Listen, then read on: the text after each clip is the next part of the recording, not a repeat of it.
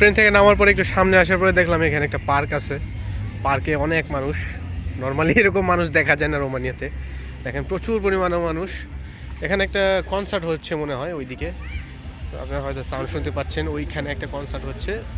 So এটা হচ্ছে রাস্তা, প্রচুর লোক, বিকাল টাইম, এখন অনেক লোক এখানে। সামনে দেখা যাচ্ছে আরও অনেক বেশি লোক। বাংলাদেশি কোনো লোক নাই, সবই এই দেশের লোক। সো দেখি একটু সামনে হাঁটি, অনেক লোক দেখা যাচ্ছে সামনে। সামনে যাওয়ার পরে হয়তো বা দেখতে পাবো যে আসলে কী কারণে এত লোক, আপনাদের সাথে শেয়ার করবো। আসলে এখানে ছোট ছোট স্টল, এটা বিকেলবেলার পার্কের মধ্যে যেরকম অন্যান্য দেশে থাকে ছোট ছোট স্টল। এই যে দেখুন এদিকে বিভিন্ন ধরনের স্টল, পুতুল, কাঠের সামগ্রী। এখানে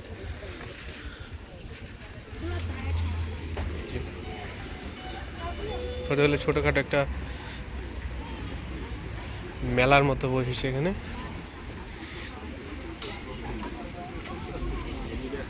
রাস্তার দুই পাশে আসলে আছে। তো আজকে আমরা জানতামই না আসলে এরকম কিছু একটা হবে এখানে। তো আজকে বলতে হবে আমরা একটু লাকি যে আমরা এরকম জিনিস। দেখুন রাস্তার পাশে অনেক ধরনের খাবার স্টল, দেখুন।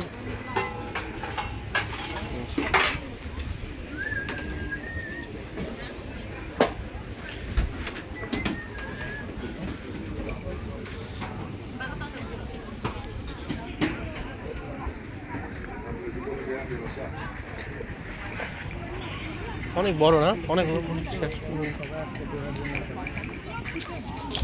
অনেক আজব ধরনের খাবার, আসলে জানি না এগুলো কি। দেখা যাচ্ছে মাংসের টুকরার মতো এখানে, বুঝতে পারলাম না। সি ফুড, বিভিন্ন ধরনের মাছ, চিংড়ি মাছ।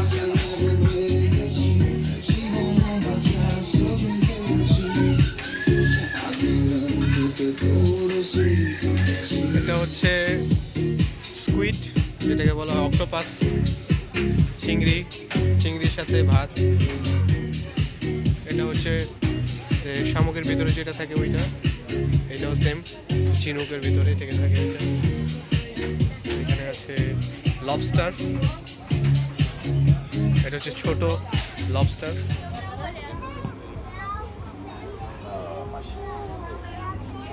আমরা আইসক্রিম কিনতেছি এখান থেকে।